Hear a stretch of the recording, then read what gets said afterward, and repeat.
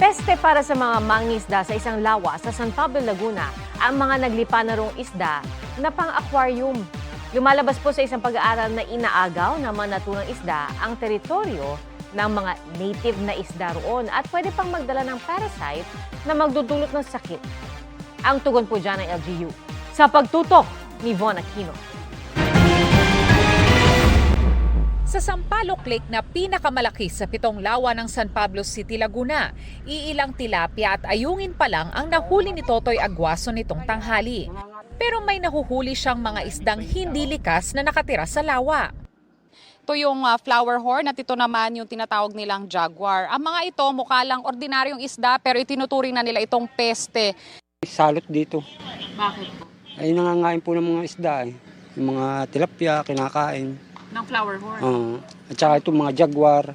Pinamimigay na namin kung sino may gusto, yun, iniuulam din nila. Nakakain naman po eh. Kung manghuli ka ng isda, nakakahuli din naman po. Kaso kakunti nga lang. Gawa nga ng flower at saka ng jaguar. Kung halimbawa sa 100%, 50% na lang eh. Yung ano po? Yung nahuhuli. Ayon sa mga mangingisda, dumami ang mga naturang isda sa nakalipas na 10 taon.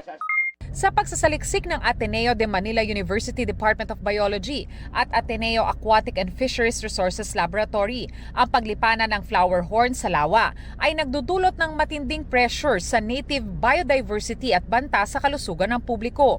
Agresibo kasi ang flower horn at may posibilidad na sakupin ang breeding grounds at feeding sites ng ibang isda. Kaya ang ayungin na dating sagana sa lawa, kaunti na lang at inilista bilang vulnerable. Tingin ng mga eksperto, nakawala mula sa breeding facilities ang flower horn dahil sa bagyo noong 2016.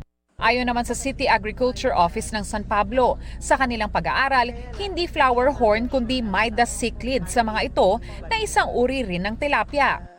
Posible nila na ang pinagmulan nito ay ang pagpapakawala ng hobbyist o fingerlings dispersal program ng gobyerno at non-government organizations.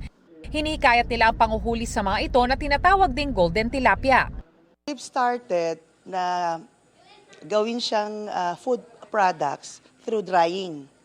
So maganda naman yung result kasi from 25 pesos na binibenta nila, yung fresh, pag drenay namin siya, binibenta namin ng 400 a kilo. Alin po ito, ma'am? Itong mismong Midas. Pero taliwas dyan ang rekomendasyon ng mga researcher. Anila, carrier ang mga isdang ito ng isang uri ng parasite na maaaring magdulot ng matinding sakit sa tao.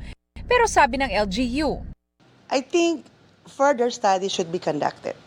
Lalo na yung claim nila na pwede siyang, there would be a correlation between human risk pag kumain ka ng Midas.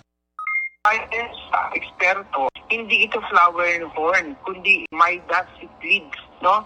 Family siya ng flower horn, invasive siya. Yung mga communities diyan, ginagawa nilang daing, safe naman siya for consumption provided na nat-retrieve siya ng fresh, no? Niluto ng maayos, nilinis bago lutuin. Von Aquino, Nakatutok, 24 Oras.